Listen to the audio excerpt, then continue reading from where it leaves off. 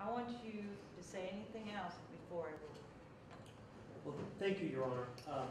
I would first advise the court to remember, contrary to what I think the other side is asking this court to do, to make a decision on whether laws were violated. I'm just going to turn to you. I'm going to say, do you agree with me? Let's start.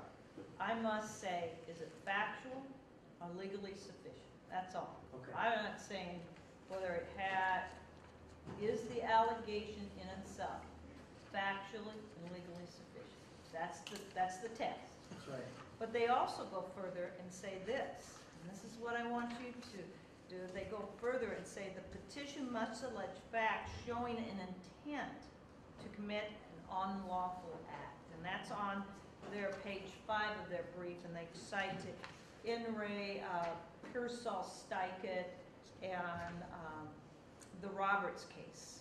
Indeed, Your Honor. Okay, so that's where I am asking, and I want you to go through each of your 8 allegations. I think you have conceded that number 8 and number 6, that being number 6 is the one of the cell phone. Public records, right. Number 8 is the executive session, that they have the right to go into executive session. I would say there is a right. The right in this situation was not properly exercised because it exceeded the scope of the pretense under the law that they were conducting the executive session. Okay. Then tell me how. And so, because they included an individual that was not a member of the commission to consider public input, which exceeds the scope of the RCW. The RCW applies to discussing the minimum lease cost.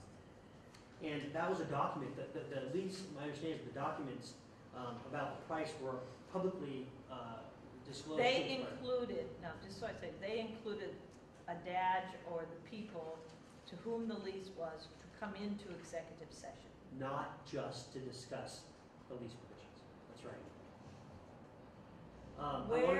Where do you know that, though? That's what I'm looking for. The minutes. So the minutes describe. Okay. Let's look at your minutes then. Okay, I have it, July 2nd minutes. Right. It's should be after the August 16th minutes, should it not? It says. So it's the minutes of the 16th are the very back. Yes. Minutes of September 16th? August 16th.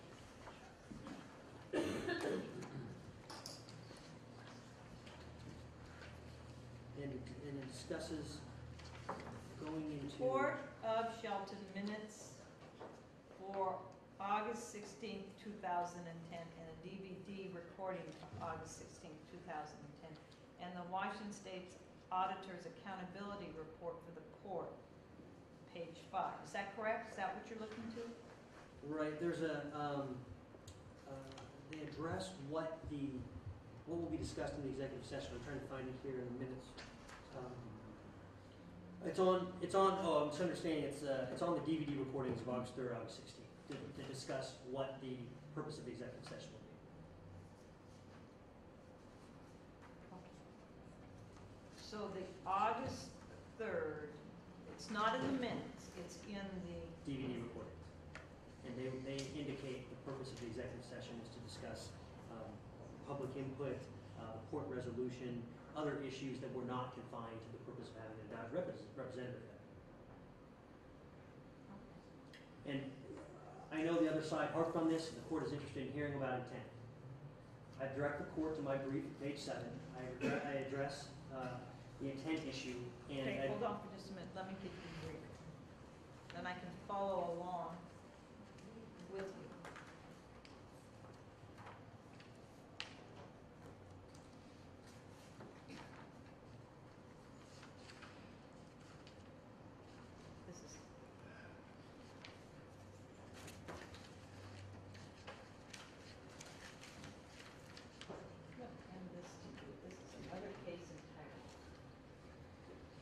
Counsel, I have your brief. If you'll just bear with me for one moment.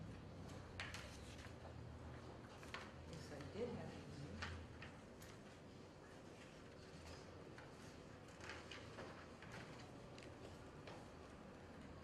have another copy if you'd like me to bring that.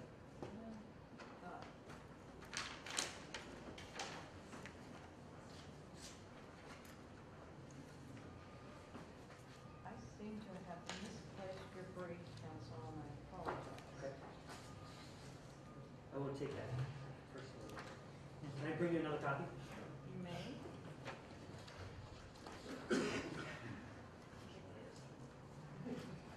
you check to see if I didn't just hand that to you?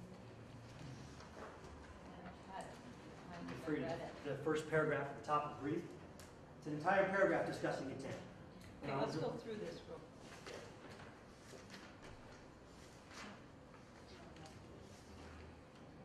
Go ahead. Do you have a copy? I do. I kept Okay, one thank you. reserve one for myself. So I will direct the court to the key language, and it's from the Davis case. I do quote it. It's 164 WN2D at 370. And the court there says, the intent of an official may be inferred from the record.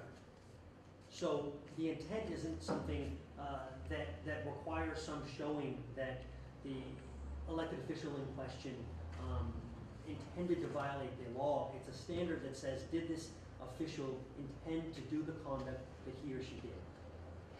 And in the Davis case, the court inferred that Commissioner Davis's intent based on her simple agreement. So her conduct was sufficient to find intent. And so too, I referred the court to the West case already, but in West, the court looked and found the intent of former Mayor Spokane sufficient because he intended to send the email. There's not some standard that requires some showing of intent that the individual intended to break the law. Did he intend his conduct? Did he intend for the natural consequence of his actions? That's what you're saying. A better definition, yes. Okay. So I will go in very briefly to the allegations, just responding to a few of them. There was some discussion over allegation 3 and whether there was some humorous video. I think the example of the respondent certainly warrants some question of the credibility of that. But we refer the court to the emails that came from, I believe this is the June 15th email, and it is from Mr. Dobson, who says specifically, I am not forwarding this email to Jeff.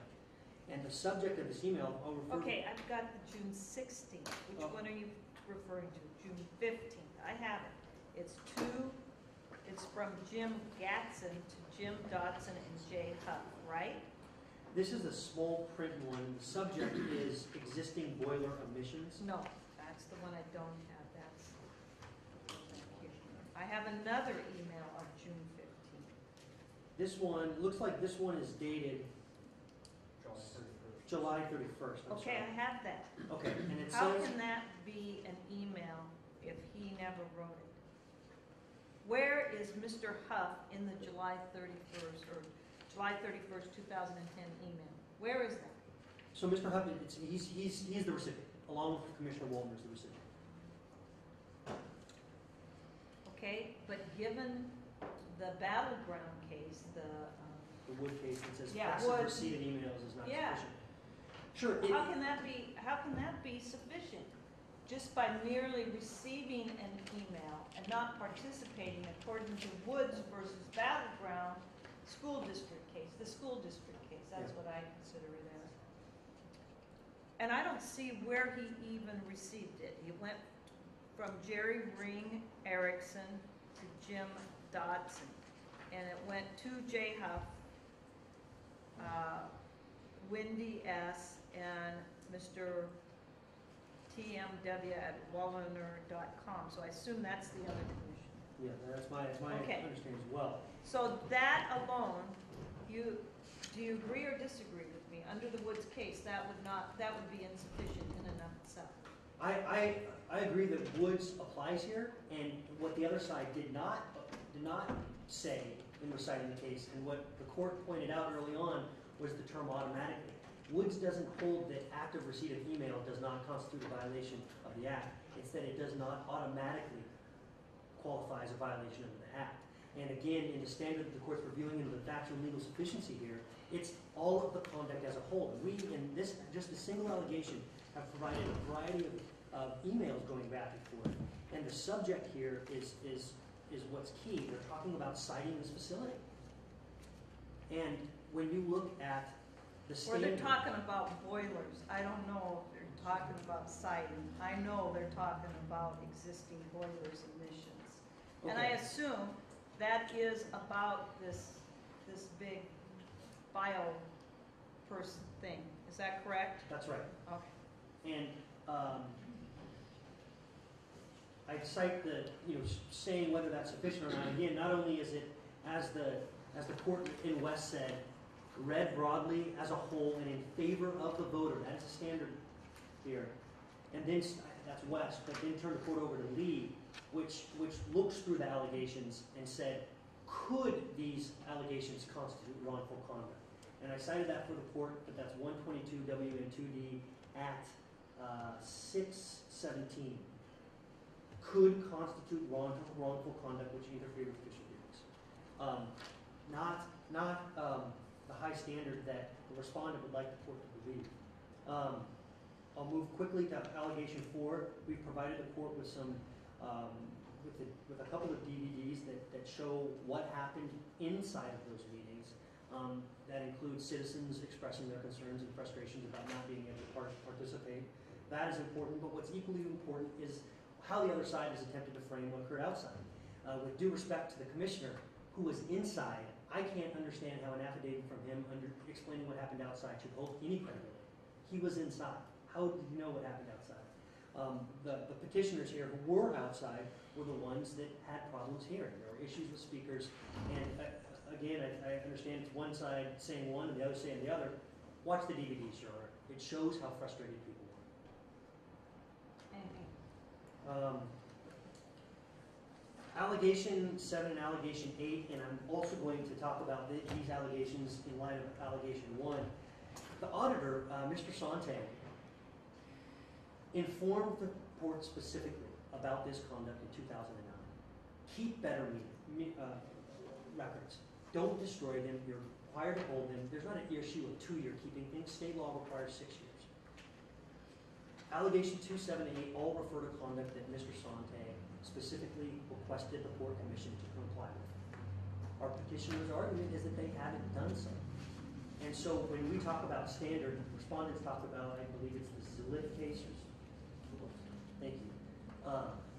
That case talks about having standards. We have standards right here set out by Mr. Sante.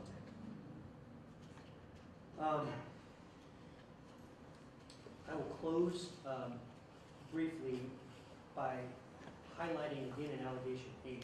I know this is something that petitioners were very concerned with, and I guess I addressed that openly, so I don't need to go back there. I'll conclude saying that our briefing provides the court with the standard. We respectfully request that the court keep in mind the standards here. It is a citizen-favored statute. The legislature here has explicitly provided citizens with the authority to conduct recall